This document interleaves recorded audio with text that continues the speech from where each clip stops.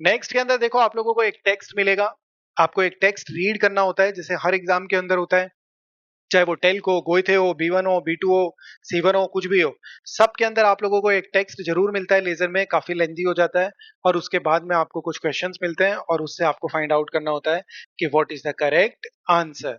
उस कॉन्सेप्ट में भी आपको हमेशा क्या करना है, पहले क्वेश्चन रीड और उसके बाद में सेंटेंस, वो पहले क्वेश्चन रीड करके और टेक्स्ट में सीक्वेंस में अमूमन आपको आंसर्स मिलते हैं। जैसे फर्स्ट क्वेश्चन है 6 नंबर, तो उसका आपको जो आंसर है वो स्टार्टिंग ऑफ द टेक्स्ट में मिल जाती है, जो फर्स्ट पैरा है उसमें मिल जाता है आंसर। बहुत रेयरली ऐसा होगा कि फर्स्ट का जो आंसर है वो 2-3 टेक्स्ट को छोड़ के बाद में मिल रहा है, ऐसा बहुत रेयरली होगा, अदरवाइज तो आपको अबव ही मिल जाएगा। तो एक बार 6 नंबर क्वेश्चन को आप अंडरस्टैंड करो कि आपको क्या लग रहा है इस क्वेश्चन का मतलब, बताओ। तो दी शिशोलॉगिन देयर पोपर शूले माइंड, दी शिशोलॉगिन देयर पोपर शूले माइंड दास, तो आप लोग बताओ एक बार क्या समझ में आ रहा है आपको, बताओ। आप लोगों की अगर अंडरस्टैंडिंग होगी तो इस पहले ऑप्शन से क्या होगी कि दी शिशोलॉगिन देयर पोपर शूले माइंड दास besonders intelligente Kinder sich stark von anderen Kindern unterscheiden। तो इस क्वेश्चन को पढ़ के आपको एग्जाम के अंदर या अभी एट द मोमेंट आपको क्या समझ में लोगे आप, और किन चीजों का ध्यान रखोगे जब आप एग्जाम के अंदर बैठे हो लेजन में, स्पेशली वो टेल्क हो या गोइथे हो, उससे कोई मैटर नहीं कर रहा है। तो बताओ क्या समझोगे आप इससे। देखो क्वेश्चन का पूरा मीनिंग बहुत अच्छे से समझना चाहिए आपको, तभी आप लोग आंसर पता लगा सकते हो, नहीं तो आंसर बहुत दूर हो जाता है। अब जैसे कई बार क्या होता है कि बच्चे गैस करते हैं मोमेंट टाइम पे, आंसर जो उनको पता ही नहीं है, क्योंकि क्वेश्चन ही नहीं समझ में आ रहा तो आंसर कहाँ से आ जाएगा। क्वेश्चन की अंडरस्टैंडिंग बहुत डीप होनी चाहिए टेक्स्ट से ज्यादा।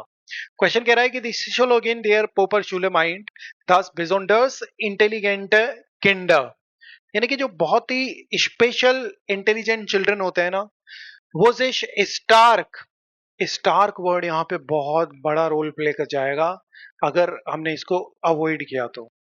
हो सकता है कि इसको नहीं देखते हुए भी आंसर हो सकता है, बट हो सकता है कि इसको देखते हुए भी आंसर हो जाए, कुछ भी हो सकता है, बट अंडरस्टैंडिंग एकदम शार्प होनी चाहिए कि besonders intelligente Kinder sich stark von anderen Kindern unterscheiden। unterscheiden का मतलब होता है डिफरेंसेस, डिफरेंट होना। तो ये क्वेश्चन कह रहा है कि जो साइकोलॉजी दी शिशोलॉगी देयर पोपर शूले जो है, जो साइकोलॉजिस्ट है जो पोपर शूले की, वो ये मानती है कि जो स्पेशली इंटेलिजेंट चिल्ड्रन होते हैं ना, वो बहुत ही स्ट्रांगली डिफरेंट होते हैं फ्रॉम द अदर चिल्ड्रन। जो स्पेशली इंटेलिजेंट होते हैं वो अदर बच्चों से बहुत ही ज्यादा स्ट्रांगली डिफरेंट होते हैं। एक होता है कि नहीं इंटेलिजेंट तो है बट बहुत ज्यादा स्ट्रांगली डिफरेंट नहीं होते, एक नॉर्मल लेवल पे डिफरेंट होते हैं। नेक्स्ट है besonders intelligente Schüler dieselbe Probleme haben wie andere Kinder। अब क्या होगा, वोकैब थोड़ा सा क्वेश्चन के अंदर अंडरस्टैंडिंग में अगर नहीं आई तो प्रॉब्लम क्रिएट हो जाएगी। सेकंड ऑप्शन का मतलब क्या समझ रहे हो आप,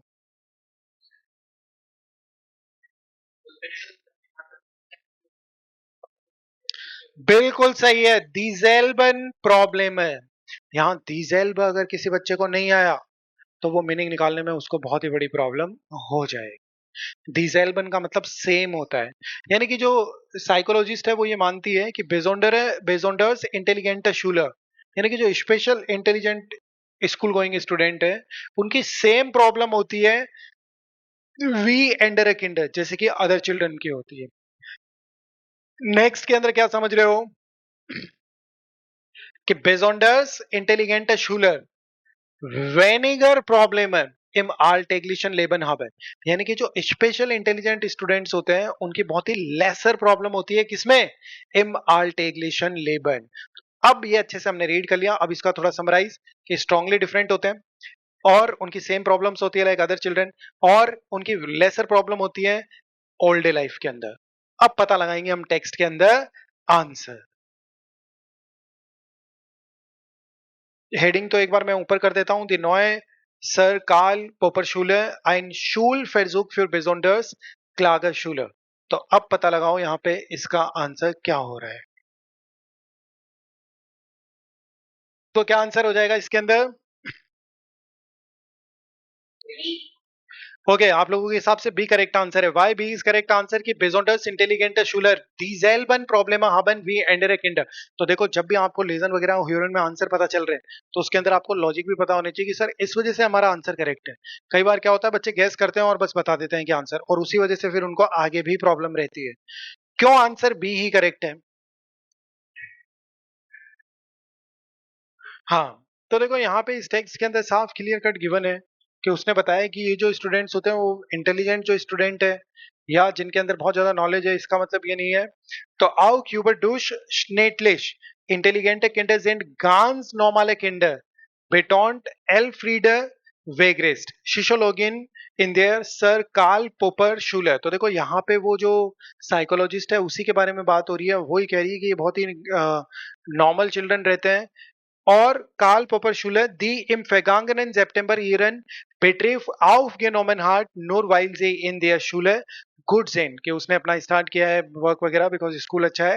heißt das nicht, dass sie nicht genauso wie alle anderen Schüler Liebeskummer oder Ärger mit den Eltern und andere Pubertätsproblemen haben? Der Unterschied zwischen normalen und hochbegabten का मतलब होता है high talented students in ihrer bisherigen Schulkreise nicht besonders anstrengen mussten und es nicht gewohnt sind, mit ihrer Zeit gut hauszuhalten। यानी कि उसने साफ बोला है कि जो स्टूडेंट्स होते हैं, नॉर्मल स्टूडेंट्स और जो ये इंटेलिजेंट स्टूडेंट्स होते हैं, उनकी सभी की सेम ही प्रॉब्लम्स है कि वही एंगर, वही पेरेंट्स के साथ में, वो सारी की सारी प्रॉब्लम्स एग्जैक्टली सेम होती है। बस जो डिफरेंसेस होते हैं वो इतना सा होता है कि कब वो थक जाते हैं, कैसे वो थक जाते हैं, अनस्ट्रिंजेंट हो जाते हैं, वो उस पर डिपेंड करती है सारी की सारी चीजें। और किन चीजों के साथ में गिवॉन्ट, गिवॉन्ट का मतलब क्या होता है कि यूज टू होना, कि किन चीजों के साथ वो यूज टू है और किन चीजों के साथ वो यूज टू नहीं है। नेक्स्ट क्वेश्चन से आप क्या पता समझ पा रहे हो?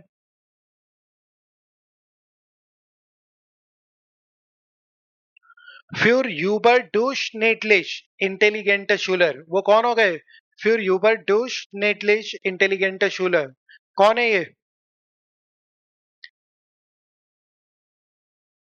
ओवर एवरेज स्टूडेंट्स है, यानी कि एवरेज स्टूडेंट से भी और हायर वाले स्टूडेंट्स ist typisch, उनके लिए टिपिकल रहता है कि da sie auch ohne viel Anstrengung gute Noten haben, कि बिना बहुत ज्यादा एफर्ट्स मारे ही उनको गुड मार्क्स आ जाते हैं। या फिर nach der Schule immer großen Erfolg im Beruf haben, या फिर आफ्टर द स्कूल उनको हमेशा, immer लिखा हुआ है ध्यान रखना, बहुत ही इंपॉर्टेंट है कि हमेशा उनको आफ्टर द स्कूल बहुत ही बिग सक्सेस मिल जाती है। या sich die Zeit zum Lernen besser als andere einteilen können, या फिर उनमें ये कैपेबिलिटीज रहती है कि वो अपने टाइम को, लर्निंग का जो टाइम है उसको अदर स्टूडेंट्स के बजाय अच्छे वे में उसको क्या कर सकते हैं, डिवाइड कर लेते हैं कि भाई इतने बजे पढ़ना चाहिए, ये करना चाहिए, वो करना चाहिए, उसमें डिवाइड कर लेते हैं। तो पता लगाओ इसके अंदर आंसर क्या है? आंसर ए इज करेक्ट, क्योंकि देखो उसने क्या बोला है, there Unterschied zwischen normalen und Hochbegabten in ihrer bisherigen Schulkarriere nicht besonders anstrengend mussten, कि वो जो लेडी है साइकोलॉजिस्ट है उसने बताया है कि भाई इन बच्चों के अंदर जो ज्यादा प्रॉब्लम, मतलब जो इंटेलिजेंट स्टूडेंट्स हैं और नॉर्मल स्टूडेंट्स हैं या ओवर एवरेज स्टूडेंट्स हैं, उनका ऐसा नहीं होता कि वो स्कूल के अंदर अगर बहुत अच्छा कर रहे हैं तो वो बाहर लाइफ के अंदर कुछ जैसे यहाँ पे उसने बताया था, हाँ ये रहा, लीबस कुमर हो या एरगरमिट नैन एल्टन, ये सब नहीं होगा, उनमें भी होगा ये सब तो। बट उसने नीचे कहा है कि there Unterschied zwischen normalen und Hochbegabten in ihrer bisherigen Schulkarriere nicht besonders anstrengend mussten। अनस्ट्रेनगेंडन वर्ब होती है, इसका मतलब क्या होता है, एग्जॉस्ट होना। कि उसने बताया कि भाई जो पहले की स्कूल थी और उसमें भी ये समझ में आया और उसके करियर से भी उसको ये समझ में आया कि जो इंटेलिजेंट स्टूडेंट्स होते हैं उनको हमें ज्यादा एफर्ट्स लगाने की जरूरत नहीं होती है, और वो इजीली क्या करते हैं, चीजों को समझ भी जाते हैं और बिना इतना एग्जॉस्ट हुए वो इजीली अच्छे मार्क्स भी ले आते हैं। यानी आंसर इसके अंदर ए करेक्ट है। क्या हो गया कि für überdurchschnittlich intelligente Schüler ist typisch, da sie auch ohne viel Anstrengung, यहाँ पे फील जो वर्ड है वो भी बहुत ही बड़ा इंपॉर्टेंस दे रहा है। फील का मतलब होता है मच, कि बहुत ज्यादा उनको एग्जॉस्ट नहीं होना पड़ता और उसके बिना ही वो गुटन ओटन हावन और उनको गुड मार्क्स आ जाते हैं। और ये रियलिटी भी है। यहाँ पे अगर होता ओहना अनस्ट्रेंगुंग, वो प्रॉब्लम हो जाती। ओहना अनस्ट्रेंगुंग का मतलब हो गया विदाउट एग्जॉस्टिंग, तो ऐसा तो कोई भी नहीं है। आपने भी देखा है ना स्कूल कॉलेज में कि कुछ बच्चे एवरेज होते हैं, कुछ ओवर एवरेज होते हैं और कुछ बहुत ही ज्यादा इंटेलिजेंट हो जाते हैं और कुछ का आईक्यू थोड़ा लो लेवल लोअर रहता है, तो कुछ को ज्यादा एफर्ट्स मानने पड़ते हैं। एक इंसान किसी इक्वेशन को बहुत इजीली समझ सकता है, एक को आधा घंटा लग जाए, एक को एक घंटा लग जाए, किसी को एक दिन भी लग जाए। तो वो यही बता रहे हैं कि उसको ज्यादा उसमें ऑन एवरेज टाइम स्पेंड नहीं करना पड़ता। एग्जॉस्टिंग तो सभी के लिए है, पर वो एग्जॉस्ट 1 घंटे में हो जाए और एक है जो 10 घंटे में नहीं समझ पाए, समझ तो जाएगा पर टाइम ज्यादा ले जाएगा। ऐसे करके तो answer A is correct. Next के अंदर देखो आप लोगों को क्या समझ में आ रहा है। इमोटरीज दे पूपर पोपर शूलर जोलन द शूलर इमर, ये छोटे छोटे जो वर्ड्स होते हैं वो ही आपको रॉन्ग करते हैं किसके अंदर, जब आप अपनी प्रिपरेशन करते हो और या फिर आप एग्जाम में बैठे हो, वो चाहे गोइथे और टेल को, उससे कोई लेना देना नहीं है।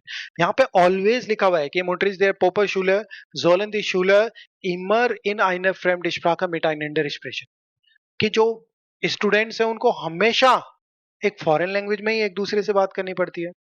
या फिर इन ईरर इरन बेस्ट फैशन eine spezielle Betreuung bekommen, या फिर उनके जो बेस्ट सब्जेक्ट्स होते हैं उसके अंदर ही उनको एक स्पेशल केयर मिलती है। जैसे मैथ्स का टीचर है तो मैथ्स काफी डिफिकल्ट सब्जेक्ट है, साइंस काफी डिफिकल्ट सब्जेक्ट है, उसके अंदर कोई स्टूडेंट अगर अच्छा कर रहा है तो आपने देखा होगा ऑटोमेटिकली वो जो टीचर होता है उसकी अटेंशन सीधी कहाँ चली जाती है, उन 4-5 बच्चों की तरफ। फिर वो पूछते हैं आ गए समझ में, तो टीचर उधर नहीं देखता इधर उधर, वो सिर्फ उनको देखता है, आ गया समझ में, वो कहते हैं यस सर चलो आगे बढ़ जाओ। अगर वो उनको देखेगा आ गया समझ में, तो वो हमेशा ये कहेंगे नहीं। तो इसलिए वो और वैसे भी स्कूल्स का तो अपने ऐसा हाल है कि जो बेचारे एवरेज या उनसे नीचे वाले हैं उनको कोई दिक्कत ही नहीं है, वैसे कभी चल रहा है जो चलने दो और वो बैठे हैं आराम से। वो कभी ये नहीं कहते कि नहीं आया, वो भी कहते हैं हाँ आ गया और आगे चलने देते हैं क्लास को। सो im Unterricht der Puppe Schule sollen die Schüler in ihrer, ये हो गया, in kleinen Gruppen schwächen Schüler helfen, यानी कि जो स्कूल है इस स्कूल के बच्चों की बात हो रही है, ध्यान रखना। यानी कि जो क्लासेस है इस स्कूल की, उसके अंदर जो जोलन लिखा है, जोलन का मतलब शुड है, यानी कि करना चाहिए, करना पड़ता नहीं है, करना चाहिए, ऐसा सेंस आ रहा है कि इमर इन आइन फ्रेंड मिटाइन एक्सप्रेशन की उनको एक दूसरे के साथ फॉरेन लैंग्वेज में ही बोलना चाहिए। या फिर इन कई बार है ना चाहना म्यूसन, इनसे भी बहुत बड़ा डिफरेंसेस आ जाता है। जोलन इन ईरर वेस्टर्न फैशन आइन स्पेशली बेटरोंग बेगोन, यानी कि उनको अपने जो सब्जेक्ट्स हैं, जो बेस्ट सब्जेक्ट है, उनको स्पेशल अटेंशन मिलनी चाहिए। या फिर Sollen in kleinen Gruppen schwächen Schulen helfen, यानी कि जो वीक स्टूडेंट्स है उसको उनको, जो ओवर एवरेज स्टूडेंट्स है उनको, जो वीक स्टूडेंट्स है उनको हेल्प करनी चाहिए किसके अंदर, क्लास के अंदर। अब पता लगाओ इसका क्या आंसर है। अब आपके जब टेक्स्ट रीड करते हो ना तो थोड़ा सा दिमाग में चलता रहना चाहिए क्या क्या ऑप्शन है, कि वीक स्टूडेंट्स को हेल्प करनी चाहिए, या फिर उनको सभी को हमेशा फॉरेन लैंग्वेज में स्पीक करना चाहिए, और या फिर उनके जो फेवरेट वो बेस्ट सब्जेक्ट्स हैं उनके अंदर अटेंशन मिलनी चाहिए। तो तीनों में से पता लगाओ क्या आंसर है। तो what is the correct answer, what is the correct answer. देखो आंसर ए जो है वो तो रॉन्ग हो चुका, आपको उनको ऑप्शंस को कम करना भी आना चाहिए। आंसर ए जो है वो रॉन्ग क्यों हो चुका, यहाँ पे लिखा है कि इमर इन आइनर फ्रेम्ड इश्फाक है मिटाइनेंडर एक्सप्रेशन, कि हमेशा उन बच्चों को एक फॉरेन लैंग्वेज के अंदर टॉक करना चाहिए। तो यहाँ पे साफ लिखा हुआ है कि मेयर फ्रेम्ड इश्फाकन प्रोजेक्ट ओरिएंटियर्टस अर्बाइटन, इन क्लाइनन क्लासन। तो देखो इसका मतलब ये नहीं है कि आपको फ्रेम्ड स्प्राकन दिख गया और आपने फटाक से देखा कि हाँ आंसर मिल गया, ए हो गया करेक्ट। वो आपको कंफ्यूज करने के लिए वो वाले वर्ड्स तो 100% ऐड ऑन करेंगे जो आपको एग्जैक्टली सेम मैच कर जाए। यहाँ पे ये कह रहे हैं कि जो प्रोजेक्ट्स होंगे उनको वो ज्यादा से ज्यादा more and more foreign languages के अंदर प्रेजेंट करने की, ओरिएंट या प्रेजेंट करने की कोशिश करेंगे। वो ये नहीं कह रहे कि स्टूडेंट्स ही आपस में इस फॉरेन लैंग्वेजेस में बातें करो। इंस्पिरेशन कहीं दिख रहा है क्या आपको? एक्सप्रेशन कहीं नहीं दिख रहा है। वो तो ये कह रहे हैं कि भाई more and more foreign languages के अंदर आप क्या करो, ओरिएंटेशंस ये सब करो। तो आंसर ए तो रॉन्ग हो चुका। सेकंड के अंदर था कि इन ईयर, हाँ इन ईयर बेस्ट फैशन eine spezielle Betreuung bekommen, यानी कि जो उनके फेवरेट सब्जेक्ट्स है उनके अंदर उनको एक स्पेशल केयर मिलेगी। तो आंसर बी जो है बहुत ही क्लियर कट करेक्ट है, क्योंकि साफ यहां पे लिखा हुआ है कि ये रहा, wer in einem Fach gut ist und sich besonders für ein Thema interessiert, bekommt Sonderaufgaben und Tiefengehen eine Unterlagen and unterlagen। तो यानी इसका मतलब है कि जो एक सब्जेक्ट के अंदर स्टूडेंट अच्छा है तो उसको डीप अंडरस्टैंडिंग के लिए वो और भी ऑफर वगैरह और भी टेक्स्ट वगैरह और भी एक्सरसाइजेस वगैरह ये सारी वो देंगे बच्चे को, कि अगर आप उसमें डीप जाना चाहते हो तो आंसर बी इज 100% करेक्ट। ठीक है, नेक्स्ट के अंदर आपको फिर से अच्छे से क्वेश्चन को समझना है। दी एस्ट साइट इन देयर पोपर शूलर वार फ्यूर दी शूलर शवरर, यानी कि जो फर्स्ट टाइम था स्कूल के अंदर बच्चों का वो बहुत ही डिफिकल्ट था। क्यों? वाइल जिश ईरे नोटन प्लोट्सलिश फेशलेस्टर्टन, यानी कि उनके जो मार्क्स थे वो सडनली क्या हो गए, बैड हो गए। श्लेस्ट का मतलब बैड होते हैं, बुरे मार्क्स आने लग गए। Sie auf einmal viel mehr Zeit mit Lernen verbringen mussten, यानी कि उनको स्टार्टिंग में मोर एंड बहुत ही ज्यादा टाइम जो है वो लर्निंग के साथ स्पेंड करना पड़ता था। ये मूस्टन है, ध्यान रखना। नेक्स्ट है जी नॉक निस्ट वूस्टन, कि स्टिल उनको पता ही नहीं था वेल्चर बेजोंडरन टैलेंट जी हार्टन, या फिर उनको आखिरी पता ही नहीं था, स्टिल अभी तक पता नहीं था कि उनके पास कौन सा स्पेशल टैलेंट है। ऐसे आपने पढ़ लिया, उसके बाद एक बार और पढ़ना चाहिए। क्या? कि सडनली उनकी मार्क्स जो है वो बैड होने लगे, वो ज्यादा से ज्यादा टाइम हमेशा किसमें स्पेंड करने लगे, करना पड़ता था लर्निंग में, और या फिर उन्हें पता ही नहीं चला कि उनके पास कौन सा टैलेंट है। अब पता लगाओ। So what is the correct answer? यहाँ पे आप लोगों का आंसर जो है वो 1 सेकंड के अंदर आ सकता है अगर आप लोगों को इस वर्ड का मीनिंग पता चल जाए। आउफ वांड, क्या मतलब होता है आउफ वांड का? एफर्ट्स। तो वो साफ कह रहे हैं कि anfangs war der plötzlich mehr Aufwand ein Schock für die Schüler। उन्होंने साफ बोला है कि स्टार्टिंग के अंदर जो, हाँ बी करेक्ट आंसर है, स्टार्टिंग के अंदर जो स्टूडेंट्स थे वो मोर एंड मोर एफर्ट्स जो यूज कर रहे थे वो उनके लिए एक शॉक बन गया था। तो यानी शॉक बन गया, तो क्या आंसर हो जाएगा?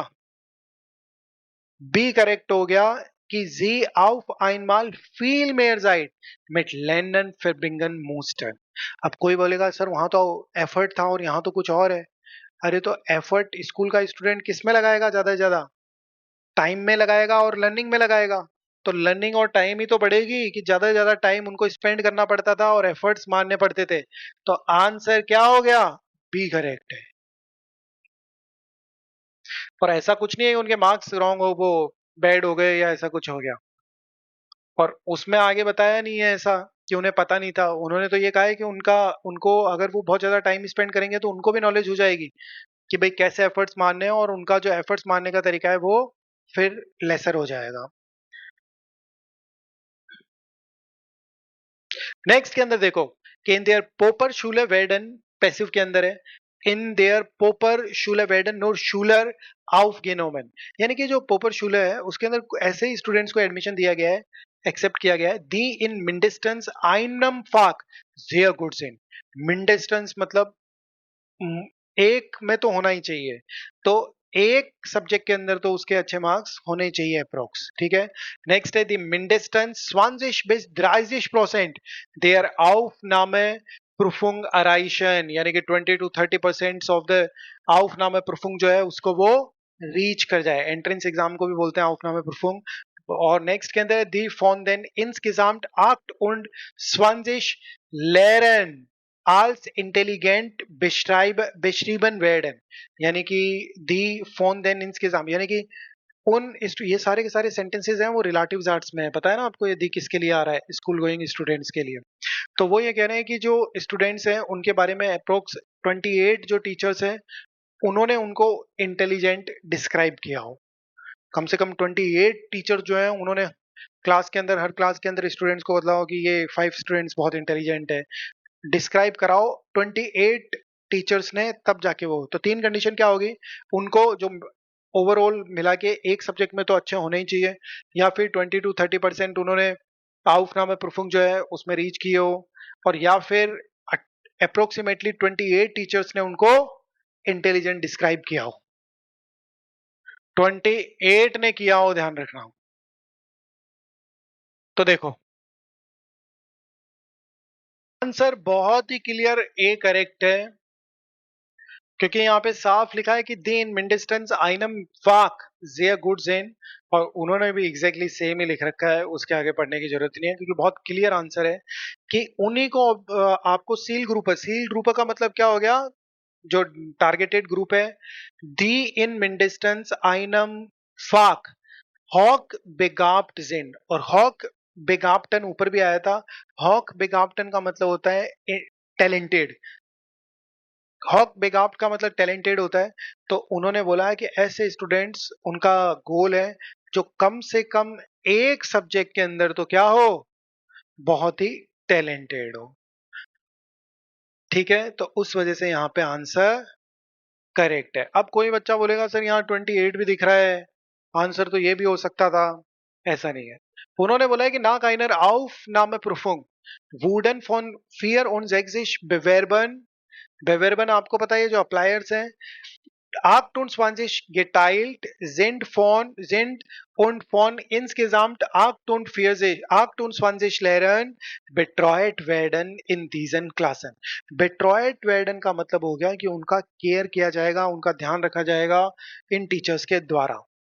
ऐसे बोल रहे हैं वो ऐसे नहीं बोल रहे कि 28 टीचर्स उनको इंटेलिजेंट डिस्क्राइब करेंगे, ऐसा कुछ भी नहीं बोला है। उन्होंने सिर्फ इतना सा बोला है कि ये जो आउफनामा प्रूफिंग हो जाएगी, उसके बाद में जो 28 टीचर्स हैं वो टेक केयर करेंगे उनके परफॉर्मेंस का, क्योंकि वो बच्चों को फिर अच्छा बनाएंगे। 28 टीचर्स हैं वो ओवरऑल मिला के। पर वैसे भी आप खुद सोचो, ये 28 बहुत ही ऑड नंबर है कि 28 टीचर से एक बच्चे की परफॉर्मेंस के बारे में बताएंगे, तब जाके उसको इंटेलिजेंट माना जाएगा। तो ये तो बहुत अजीब बात है, बताने वाला टीचर तो एक ही बता देगा। अभी मैं जर्मन पढ़ाता हूँ, मेरे सामने बच्चे बैठे हैं, तो मैं एक ही बोल दूं कि ये इंटेलिजेंट है तो हो गया ना। तो 50 से पूछने की जरूरत थोड़ी है। तो साइकोलॉजिकल भी बहुत आंसर अजीब है। दो टीचर तीन टीचर तक समझ में आता है, 50 बताएंगे तभी थोड़ी मानोगे, वो तो वहीं दिख जाएगा कि हाँ इंटेलिजेंट है। Okay done. तो देखो ये वाली जो टाइल है या कोई सी भी टाइल, तो उनके अंदर आप जब लेजन वगैरह करते हो, ह्यूरन वगैरह करते हो, उसमें टेल्क और गोइथे का कोई लेना देना नहीं है। आपको हमेशा प्रिपरेशन ऐसी करनी चाहिए कि आपको पूरी अंडरस्टैंडिंग हो रही है और क्या क्या आंसर्स है वो इजीली आप फाइंड आउट कर रहे हो, और थोड़ा बहुत जो गेम है वो वोकैब का भी है। और सबसे ज्यादा जो गेम है वो है अंडरस्टैंडिंग। अगर आपका क्वेश्चन अंडरस्टैंडिंग रॉन्ग हुआ तो आंसर तो बहुत दूर दूर तक आपको नहीं मिलेगा। क्योंकि बच्चों को क्या होता है कि क्वेश्चन नहीं समझ में आया और फिर वो गैस करते हैं, या आपने भी देखा होगा अपनी लर्निंग में, आप भी तो करते हो। ऐसा थोड़ी कि हर बार अभी आप मॉडल पेपर करते हो तो सब कुछ समझ में आ जाता है। हर बच्चा ऐसा करता ही है कि जब वो क्वेश्चन को रीड करता है तो हो सकता है उसमें कोई वोकैब नहीं आ रही हो या कुछ नहीं आ रही हो, या फिर कई बार अच्छी अंडरस्टैंडिंग की वजह से वो आंसर्स रॉन्ग निकाल के लिए आता है। पर बहुत बार बच्चे गैस भी कर देते हैं। अभी जैसे मेरे पास एक स्टूडेंट था, उनको एग्जाम प्रिपरेशन क्लासेस ही लेनी थी।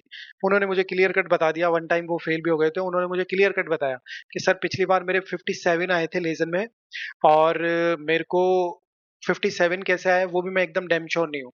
क्योंकि उन्होंने खुद ने बोला कि पेपर जो था मुझे बहुत रेयरली समझ में आ रहा था, कुछ भी बहुत रेयरली। हालांकि गोइथे था, वो टेल्क नहीं था, और गोइथे आपको पता ही है वैसे भी अपने आप में बहुत खतरनाक लेवल पे एग्जाम होता है। तो उन्होंने बताया कि भाई मुझे अंडरस्टैंडिंग ही नहीं हो रही थी क्वेश्चंस की, बस मैंने तो गैस किए थे और वो भी सही चले गए। अब उसका एक या दो क्वेश्चन और सही होता तो वो पास भी हो जाता। बट वो खुद कह रहा है कि मेरे को आधे से ज्यादा पेपर समझ में ही नहीं आ रहा था कि ओवरऑल एकदम एग्जैक्ट मेरे आंसर सही है या नहीं है। अभी जैसे आपने किया तो आपको समझ में आ रहा है ना कि ये आंसर 100% करेक्ट थे, क्योंकि हमने इस पे बहुत टाइम इन्वेस्ट किया है। कितना टाइम इन्वेस्ट किया, बट इतना टाइम एग्जाम में नहीं होता है, और इतना सुकून से भी आप पेपर नहीं करते हो जितना अभी कर रहे हो रिलैक्स होके। तो प्लीज इतनी प्रैक्टिस कर लो कि आप एग्जाम में भी एकदम सुकून से बैठे हो, और आप आराम से अंडरस्टैंडिंग कर रहे हो क्वेश्चन की, और आराम से फटाफट आंसर लेके आ रहे हो। और जैसे ही आप एग्जाम से बाहर निकल के आ रहे हो, आपसे कोई पूछे पेपर कैसा था, तो आप सीधा आके बोलो कि पेपर बहुत आसान था एंड आई पास्ड इट। वो कहेंगे रिजल्ट तो आया ही नहीं, बोले नहीं मैं तो कर चुका, तुम्हारा आएगा मेरा तो आ चुका। ये होना चाहिए आपको। मैं मेरी खुद की लाइफ का एक्सपीरियंस है, जब मैं 10th तक था तो मैं बहुत कम ही पढ़ता था। तो हम पेपर दे के आते थे तो पेपर को फाड़ फूड़ के फेंक देते थे। कोई पूछता था तो हमारे पास नहीं आता था कोई भी, वो दूसरे बच्चों के पास जाके पूछता था पेपर कैसा था, तूने इसका आंसर क्या लिखा। हमें कोई मतलब नहीं था, हमें पता था एवरेज है, पास तो हो ही जाएंगे। 12th में मैंने बहुत अच्छी पढ़ाई करी थी, 11th 12th में, बिकॉज मेरे पास मेरा खुद का जो मैं चूज करना चाहता था वो सब्जेक्ट मुझे मिल गया था। मैं साइंस फिजिक्स इनसे मेरा पीछा छूटा, कॉमर्स थी, उसमें मैंने बहुत स्टडी करी थी 11th 12th में, लाइक मानोगे नहीं 6 6 7 7 8 8 आवर्स। तब मेरे को यूँ लगने लग गया था कि मैं बहुत अच्छा कर रहा हूँ इस सब्जेक्ट में। तो जब मेरा अकाउंटेंसी का पेपर था तो मुझे यूँ लग गया था कि इसमें बहुत अच्छा गया है। तो आई थिंक मेरे पूरे में से 2 3 मार्क्स ही कम थे। तो जब मैं बाहर गया, तो जब वो 10th के अंदर हम जो पेपर फाड़ के फेंक देते थे, तो जब मैं बाहर गया तो मैं पेपर मेरे पास ही था। और वो मेरी स्कूल अलग थी जो 10th तक थी, और उसके बाद 11th 12th मैंने सब दोस्त वोस्त सब छोड़ के एक दूसरी स्कूल को देखा, क्योंकि वहां पे कोई जज नहीं करता फिर आपको, क्योंकि कोई जानता भी नहीं है। नहीं तो टीचर भी आपको जज करते हैं, क्योंकि पता है कि बचपन से यहीं पढ़ रहा है, सब कुछ जानते हैं हर क्लास के अंदर। तो उस स्कूल के अंदर मुझे एक नई पहचान मिली, सब कुछ नया था। तो वहां पे देख लो जो स्टूडेंट्स थे वो पूछ पूछ आते थे पूछने, इसमें आंसर क्या था, तुम्हारी बैलेंस शीट मिल गई क्या, और इसमें क्या, ये क्या आंसर था, ये वो। तो ये फील होता था यार वो भी दिन थे जब हम तो इतना भी नहीं पूछते थे कि कौन सा क्या आंसर है, और फाड़ के फेंक देते थे। और आज ये हमसे आके पूछते हैं, तो वो फीलिंग रहती है। तो उसी टाइम देखो, आप अगर प्रिपेयर बहुत अच्छे से हो ना, तो आपको सब पता रहता है कि आप पास हो। तो ऐसे ही आप बन जाओ कि आप एकदम खतरनाक लेवल पे प्रिपेयर हो जाओ, कि अगर आप एग्जाम में भी बैठे हो तो एकदम रिलैक्स होके बैठे हो। आपको कोई दिल की धड़कनें तेज नहीं हो रही, कोई टेंशन नहीं हो रही पास फेल की, बस आप बैठे हो चिल मार के पढ़ रहे हो आराम से, जैसे घर पे करते हो। आपने अपने टाइमर को भी ध्यान रखा है पहले के टाइम पे, और अभी भी ध्यान रखा है, और आराम से आप निकाल दोगे। कोई बहुत भयंकर एग्जाम नहीं होता। एक्चुअली बच्चों की क्या प्रिपरेशन प्रॉपर वे लेवल की नहीं रहती। वो कभी टाइमर का यूज नहीं करते, एग्जाम में बैठ गए और वो एकदम डीप अंडरस्टैंडिंग करने की कोशिश कर रहे हैं, बट घर पे उन्होंने कभी नहीं किया। और फिर एकदम से वहां टाइम भी बहुत स्पीड में जाएगा, फिर आप टेंशन में भी हो, नर्वस भी हो गए, पता चला कि फेल। बाकी अगर आप अच्छे से प्रिपेयर हो, अच्छा टाइम लो, 2 की जगह 3 महीने ले लो। आपको लग रहा है कि आपको थोड़ा कम हो रहा है तो थोड़ा और ज्यादा टाइम ले लो, प्रिपेयर हो जाओ अच्छे से, फिर एग्जाम दो। तो आपको कोई नहीं रोक सकता, और ये मेरी गारंटी है, आप रिजल्ट आने से पहले ही कह दोगे कि आई विल क्लियर डेफिनेटली। ऐसा होता है बच्चों के साथ, बहुत सारे बच्चों के साथ होता है।